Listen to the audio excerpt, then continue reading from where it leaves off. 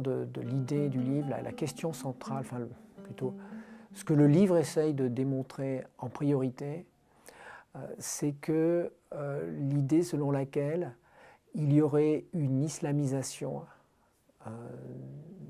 de la France en particulier et de l'Europe en général est une idée erronée.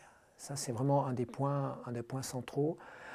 Et pourtant, depuis le milieu des années 2000, c'est une idée qui est de plus en plus généralisée. Elle a deux aspects essentiellement, cette idée. Elle a un aspect quantitatif. On nous dit le nombre de musulmans augmente. Alors, on l'a vu dans la déclaration de Claude Guéant, mais au fond, Claude Guéant ne fait qu'exprimer ce que pense, ou du moins ce que croit savoir, une écrasante majorité d'Européens. Lorsqu'on fait des sondages, on se rend compte que c'est le cas. C'est-à-dire que, en gros, les musulmans auraient un taux de natalité supérieur, ils immigreraient en grand nombre vers l'Europe, ce serait la première immigration vers l'Europe, et ils convertiraient à tour de bras. Ça, c'est l'aspect quantitatif. Moi, ce que j'ai voulu montrer, déjà, c'est que ça, c'était faux. Et j'avoue que je ne le savais pas au début, c'est-à-dire que je me posais réellement des questions sur cela, et j'ai essayé de savoir ce qui se passait. Je suis allé chercher chez les Eurostat, je suis allé comparer les chiffres, et je me suis rendu compte, progressivement, contre toute attente, que non seulement la plupart des chiffres qu'on donne en général dans les médias, qui courent sur Internet, sont des chiffres qui sont en grande partie faux, mais en plus mal interprétés, sortis de leur concept, sortis de leur contexte. Et on peut même dire que du point de vue quantitatif, non seulement la population musulmane se stabilise, mais elle a tendance à baisser dans l'ensemble du monde, du moins la courbe d'accroissement a tendance à baisser dans l'ensemble du monde, y compris et surtout en Europe. Par exemple, les taux même de natalité des musulmans sur l'ensemble du continent européen, concernant cela, le peu d'enquêtes qu'on a, parce que normalement on n'a pas le droit, en particulier en France, de faire d'enquêtes qui sont relatives à la religion, à l'ethnie, à la race, etc. Bon, eh bien, le peu d'enquêtes qu'on a nous montre qu'au contraire, il y a stabilisation et même baisse de la natalité de ces populations qui seraient, qu'on va dire, d'origine turque en Allemagne, plutôt d'origine maghrébine en général en France, ou d'origine pakistanaise au Royaume-Uni. Et là, c'était déjà essayer de montrer que cette partie était fausse, mais vraiment, c'est-à-dire faux, c'est-à-dire ce n'est pas le cas, et d'essayer de le montrer. Puis le deuxième point, qui est au fond plus grave, hein, parce que la partie quantitative du mythe est au service du deuxième point, c'est ce que j'appelle la partie qualitative du mythe, ou si vous voulez, l'idée qu'il y aurait une intentionnalité musulmane d'occuper l'Europe, de l'occuper symboliquement en se montrant, avec des signes vraiment ostensibles, l'occuper dans la rue. On a vu ce que dit Marine Le Pen, et puis on a vu aussi, il y a des sondages qui nous montrent, alors qu'il n'y a que 4 rues, par exemple, en France, où des musulmans font la prière du vendredi pendant à peu près aux alentours d'1 heure. Effectivement, ils le font dans la rue parce que les mosquées sont réellement trop petites. Alors j'essaie de vérifier, est-ce que c'est parce que les mosquées sont trop petites, comme certains disent. Ce n'est pas parce qu'elles sont trop petites, mais parce qu'ils veulent occuper le territoire. Bon, maintenant, j'ai la certitude que c'est vraiment parce qu'elles sont trop petites. Mais lorsque vous faites un sondage, lorsqu'il y a un certain nombre de sondages qui le montrent, un sondage en particulier, qui nous montre qu'il y a que la majorité des Français pensent qu'il y a 180 rues occupées sur l'ensemble du territoire, alors qu'il n'y en a que 4. Là, on est vraiment dans le domaine du fantasme, de l'image, du sentiment d'être attaqué. Moi, j'ai voulu montrer que cette intentionnalité unifiée, cette espèce d'intention d'occupation, elle aussi était erronée, était complètement erronée. D'abord, il n'y a pas d'islam unifié. Ce qui caractérise l'islam, c'est sa difficulté, en particulier en Europe, à s'organiser parce qu'il y a une multitude de tendances. Et ça, c'est vraiment le deuxième point qui est extrêmement important. Et enfin, le troisième point qui me semble important dans le livre, c'est pourquoi.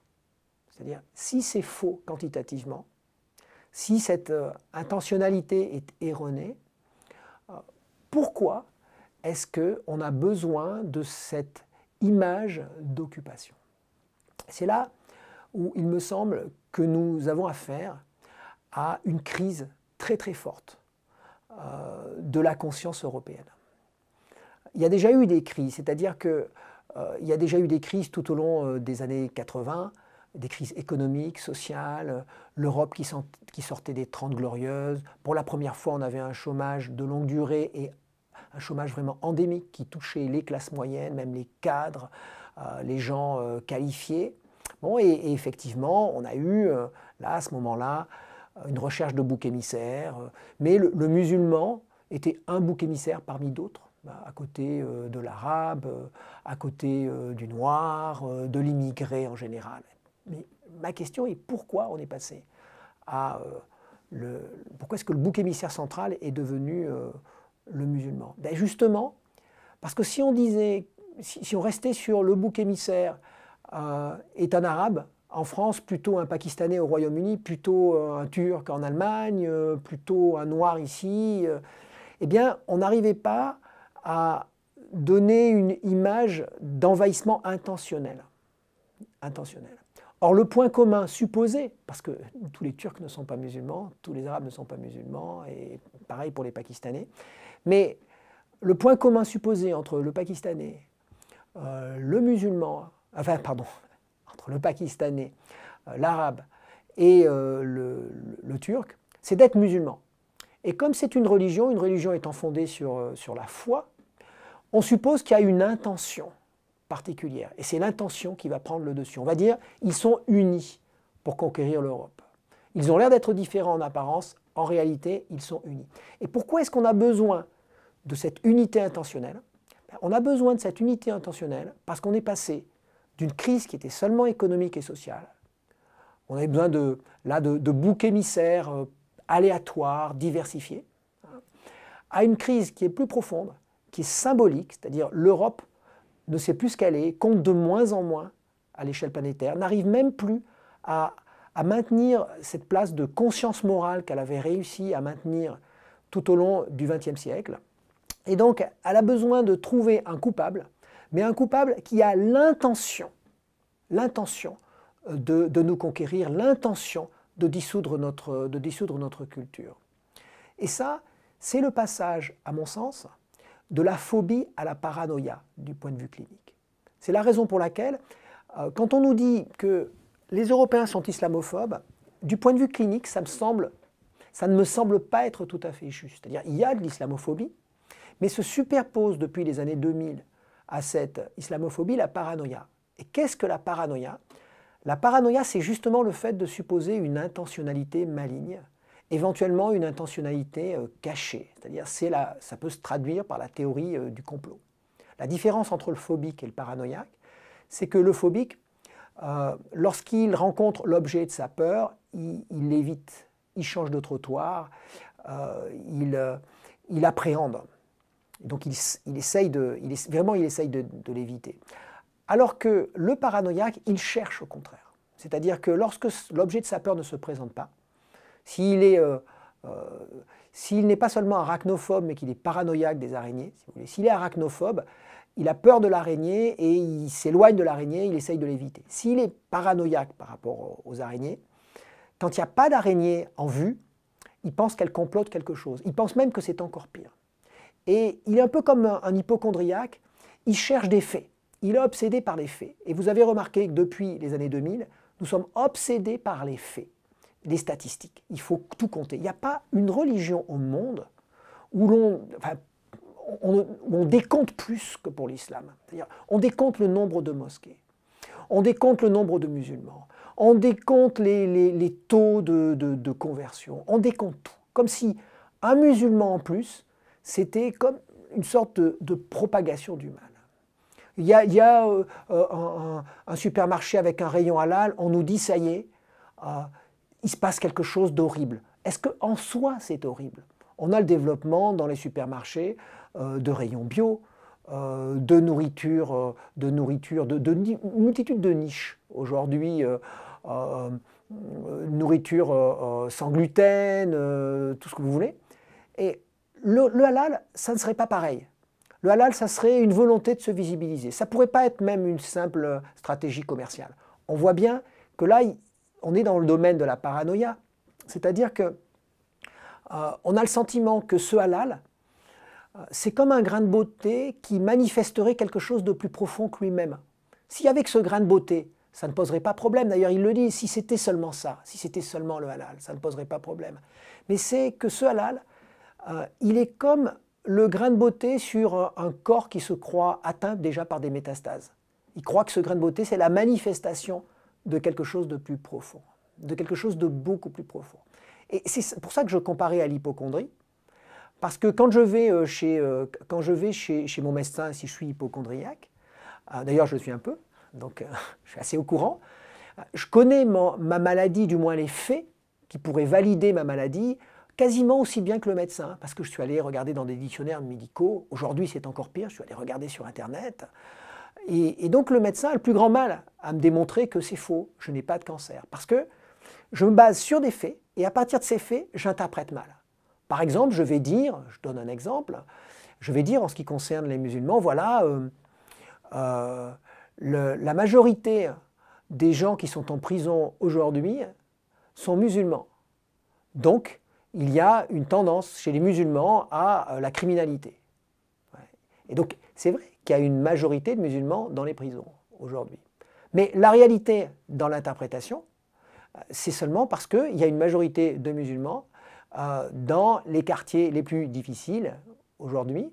Et d'ailleurs, ces musulmans, ces individus qui se retrouvent dans les prisons, ils ne sont pas forcément si musulmans que ça lorsqu'ils vivent dans leur cité, mais c'est une fois qu'ils sont en prison, pour s'amender, ils découvrent l'islam. Et pourquoi l'islam? Parce que ça les rattache à leurs racines, etc. Et vous voyez qu'on inverse la causalité du crime. L'islam, dans ce cadre-là, ça serait plutôt, dans un certain sens, pour s'amender. Et puis, effectivement, ce sont des quartiers où il y a pas mal de gens qui sont d'origine, on va dire, maghrébine ou subsaharienne, des pays à majorité musulmane. Et du coup, on va dire, ah, c'est parce qu'ils sont musulmans. Alors que ça serait plutôt le contraire. Ce qui m'amène à dire qu'en plus, on se trompe de cible. Parce que oui, l'islam s'est transformé, en particulier en Europe, sur l'ensemble de la planète, mais en particulier en Europe, depuis, je ne sais pas moi, depuis ces 20 dernières années. Mais il ne s'est pas transformé comme on l'imagine. Il est certes plus visible. Peut-être que certaines franges sont plus provocatrices, c'est-à-dire certaines franges de la population sont plus provocatrices de la population musulmane. Mais en réalité, si on prend l'exemple du voile intégral, quelque chose qui a vraiment défrayé la chronique en particulier depuis le 2009. Nous, les enquêtes que nous avons menées à l'Observatoire du religieux, laboratoire que je dirige, avec toute une série d'étudiants, de doctorants, ces enquêtes, elles nous ont révélé un phénomène étonnant. Et au départ, on ne partait pas pour trouver ça du tout. On voulait savoir ce que c'était que ce voile intégral. On partait vraiment de façon très naïve, on voulait essayer de comprendre. Et on s'est rendu compte, après plusieurs mois d'enquête, que ce nouveau voile, enfin ce voile intégral, certes, il pouvait caractériser de l'excentricité, il pouvait caractériser certains problèmes qu'on pourrait qualifier comme étant des problèmes. Mais le plus souvent, ce qu'il manifestait, c'est quelque chose, un phénomène anormalement normal dans notre société actuelle, c'est-à-dire la recherche d'un réenracinement, et pas du tout la recherche de politisation pour adhérer à des réseaux spécifiques, salafistes et autres. C'était donc lorsqu'on interroge ces jeunes femmes, lorsqu'on interrogeait les jeunes femmes, on s'est rendu compte qu'elles avaient un discours, bon, toutes choses égales par ailleurs, qui était assez proche du discours New Age. Elle disait qu'elle voulait se transformer elle-même, se rapprocher de Dieu, et donc, in fine, elle voulait se distinguer. Donc pas prosélyte, parce qu'elle ne voulait pas que tout le monde fasse pareil, puisque c'était une manière de dire qu'elle elles étaient plus proches de Dieu, que c'était une manière de se connaître elles-mêmes, de se découvrir, etc., etc. Et quelque chose de très intimiste, pas fondé sur le réseau. Alors, vous pourriez me dire, dans les circonstances actuelles, comment est-ce que vous pouvez dire ça alors qu'il y a des meurtres, alors qu'il y a des individus assassinés, qu'il y a une sorte un espace public qui est troublé aujourd'hui à travers ce problème. Et je dirais que, justement, le mythe de l'islamisation, ce mythe-là, c'est un mythe délétère, c'est un mythe qui met en place une sorte de scène de théâtre, c'est ça un mythe, qui met en place une sorte de scène de théâtre, avec des positions particulières sur cette scène de théâtre, et des individus qui prennent de plus en plus au sérieux leur rôle sur cette pièce de théâtre. C'est ça qui pose problème. Vous avez le rôle du héros, qui veut défendre les valeurs occidentales, européennes, qui se sent attaqué de toutes parts, le héros un peu paranoïaque, hein, qui peut être un journaliste, qui peut être un populiste, qui peut être un homme politique, qui peut être tout ce que vous voulez, hein, qui peut être un éditorialiste, qui peut être tout ce que vous voulez, mais qui peut aussi être celui qui va passer à l'acte pour défendre l'Occident. C'est-à-dire qu'il y a toutes les intensités possibles. Et ces intensités se nourrissent. Ça va être Anders Breivik en Norvège. C'est-à-dire qu'il va écouter ce type de discours d'individus qui prétendent défendre l'Occident. C'est ce que d'ailleurs les policiers ont retrouvé, c'est ce type de discours qu'ils ont retrouvé sur son ordinateur. Mais lui, il va passer à l'acte. Ceux qui sont seulement des intellectuels ou des journalistes et autres, ils vont prendre au sérieux leur position, mais ils ne vont pas passer à l'acte. Mais lui, comme il est particulièrement frustré, complexé, qui est dans une situation difficile, boum, il va y avoir ce passage à l'acte. Puis, il va y avoir la posture du peuple trompé, qui est nourrie par la posture du héros, qui se sent trompé, qui se sent minoritaire alors qu'il est majoritaire. C'est assez bizarre comme phénomène. Puis on a la troisième posture, c'est la posture du traître, le multiculturaliste. Le multiculturaliste présumé de gauche, présumé trahir toutes les valeurs de l'Europe, de l'Occident. Et enfin, on a la quatrième posture. La quatrième posture, c'était la posture, à un moment donné, c'était quasiment la posture du musulman tout court. Puis c'est devenu l'islamiste. Et puis aujourd'hui, on parle de salafiste. C'est devenu le nouveau mot valise, salafiste. Mais c'est très mauvais parce que même chez les salafistes, l'écrasante majorité des salafistes, salafistes, ça veut dire ceux qui veulent adhérer, revenir à un islam plus pur. Mais l'écrasante majorité des salafistes, mais vraiment l'écrasante, même des salafistes, je ne parle pas des autres, puisque les salafistes eux-mêmes sont quand même minoritaires, mais même à l'intérieur des salafistes, l'écrasante majorité, je dis bien, ils ne sont pas pour une action politique, donc a fortiori pas pour une action violente, puisqu'ils sont pour un islam qui ne s'occupe pas de politique parce que la politique elle-même est souillée, parce que l'action déjà les souillerait leur islamité. Il y a un côté, il y a une sorte de mystique salafiste. Et pourtant on va dire salafiste aujourd'hui pour désigner tous ces gens qui peuvent passer à l'acte. Ce qui est dangereux, c'est que la plupart des musulmans, mais vraiment l'écrasante majorité, quand je dis l'écrasante majorité, c'est plus que ça au fond, des musulmans ne se reconnaissent absolument pas dans cette posture-là. Mais cette posture, elle est construite par le mythe de l'islamisation, par cette espèce de mythe qui s'impose à eux, par cette espèce de discours qui est exprimé de l'extérieur, en dehors d'eux, en quelque sorte. On l'a vu avec l'affaire des caricatures. La première et puis la deuxième affaire des caricatures. Moi, ce que je remarque, c'est qu'il n'y a pas eu, quasiment pas eu de manifestation de musulmans en Europe. Très très peu. Lorsqu'il y en a eu, il n'y avait aucun incident, il n'y a eu aucun incident. Et elles ont une ou deux fois dépassé les 100, 200, 300, 400 personnes. 600 personnes une fois en Suisse. La plus grosse manifestation de musulmans, une des plus grosses manifestations de musulmans, c'était après la loi de 2004 contre l'interdiction du simple voile à l'école publique. Il y avait 3000 personnes, il ne s'est rien passé, il n'y a pas eu de problème. Mais par contre, on a vu des manifestants, des gens un peu hystériques. C'était des manifestations qui étaient organisées dans les pays arabes, en général des dictatures, comme en Syrie ou en Iran. Et dans les débats télévisés, on voyait ces ces manifestations, ces gens hurler, hein, avoir des actions extrêmement violentes. On sait que dans ces pays, si la manifestation a eu lieu, c'est qu'elle est commanditée ou qu'elle est plus qu'autorisée. Et immédiatement après, on avait un débat pour savoir si il fallait tolérer cette espèce de demande qu'ont les musulmans en Europe, alors qu'eux ne s'étaient pas vraiment manifestés.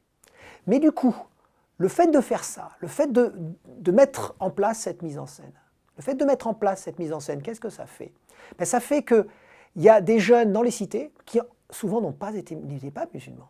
Ils n'étaient même pas musulmans eux-mêmes au départ. Des jeunes dans les cités qui vont finir parce qu'ils se sentent oppressés, ils sentent subir le racisme, la pression économique et sociale, ceux qui sont les plus frustrés, qui vont se mettre dans cette posture, qui vont vouloir devenir des martyrs, et en fait qui vont vouloir devenir salafistes. Alors parfois ils ne lisent pas, on le voit aujourd'hui, ils ne lisent pas l'arabe, ils ne connaissent pas le Coran, l'islam ils connaissent à peine, c'est même plus la peine qu'ils aillent en Afghanistan s'entraîner ou faire quoi que ce soit, mais d'un seul coup, ils veulent devenir des martyrs, ils veulent lutter contre quelque chose. Et le mythe de l'islamisation leur offre sur un plateau cette raison. Si ce n'était pas l'islam, ça serait autre chose. Mais par contre, dans l'espace public, dans l'opinion, ça va confirmer que c'est l'islam en particulier. Et le fait que dans l'opinion publique, ça confirme que c'est l'islam en particulier, ça va nourrir ces gens-là leur désir, justement, d'entrer en action. Moi, ce que je voudrais, le message que j'aimerais essayer de faire passer, c'est que c'est cette mise en scène morbide à laquelle il faut s'attaquer. C'est cette mise en scène absolument morbide à laquelle il faut s'attaquer. Si vous voulez, Mohamed Merah, c'est l'envers, ou si vous voulez, c'est l'envers de la même pièce de théâtre que celle dans laquelle joue Anders Breivik. Mohamed Merah, on voit bien, il n'était pas vraiment musulman. C'était quelqu'un qui s'intéresse, qui buvait de l'alcool. Il avait collaboré avec les services de police au départ pour essayer de se faire une vie. Puis ça n'avait apparemment pas très bien marché. Il voulait rentrer, il a voulu avoir une carrière de légionnaire. Il s'est identifié à la Légion. Il n'est pas entré dans la Légion. Donc il a été de plus en plus frustré. Et finalement, il lui restait ça, cette espèce de figure de martyr. Hein. Et rappelons-nous, quand on nous dit qu'il a tué des juifs, oui, parce que dans ce théâtre morbide de l'islamisation, effectivement, la figure du juif est redevenue, pour ces minorités, vraiment cette extrême minorité, une sorte de figure repoussoire dans ce théâtre tragique, morbide, paranoïaque. Hein. Mais remarquons qu'il a commencé par tuer des légionnaires. Il a tué des légionnaires parce qu'il a tué tout ce qui était l'objet fantasmé de sa frustration. Il n'a pas pu entrer à la Légion. Et au passage, il a très certainement tué des musulmans parmi ces légionnaires, au moins 2. Probablement. Donc vous voyez qu'on est dans une sorte de théâtre absolument délétère, absolument dangereux. La bonne nouvelle, c'est qu'on n'a pas besoin, les réseaux musulmans, islamistes, durs, terroristes, ne se portent pas très bien. C'est faux qu'on arrive à recruter si facilement. C'est pour ça d'ailleurs que les réseaux islamistes durs, terroristes, ont besoin d'envenimer les choses, ont besoin de participer à envenimer les choses pour qu'il y ait des passages à l'acte sporadiques, en Europe en particulier. Parce qu'ils sont de moins en moins capables d'organiser de véritables attentats sans ces passages à l'acte sporadiques. Mais justement, la mauvaise nouvelle, c'est qu'on n'a plus besoin des réseaux. On n'a plus besoin de ces réseaux organisés parce qu'on a Internet et parce qu'on a ce théâtre horrifique, tragique de l'islamisation. Alors je dirais que résoudre le problème, ça passerait véritablement par une réflexion à l'échelle européenne sur la place de l'Europe dans le monde, sur ce qu'est cette Europe. Parce qu'il faut bien comprendre que l'Europe, ça a été le monde. C'est pour ça qu'on disait Première Guerre mondiale. Pour la guerre de 14-18, alors que ça s'est essentiellement passé en Europe, entre la France et l'Allemagne. Après, évidemment, ça s'est élargi, mais on a dit Première Guerre mondiale parce que l'Europe, c'était le monde. Aujourd'hui, l'Europe, ce n'est plus le monde, et c'est difficile à admettre. On a bien vu que tous les débats sur l'identité nationale au milieu des années 2000 ont tourné sur l'intégrateur négatif de l'islam. On a bien vu tout ça. Alors moi, je ne dis pas qu'il n'y a pas de problème à l'intérieur de l'islam. Parce que si l'islam peut aussi être si facilement instrumentalisé par des terroristes, c'est parce qu'il y a aussi un complexe.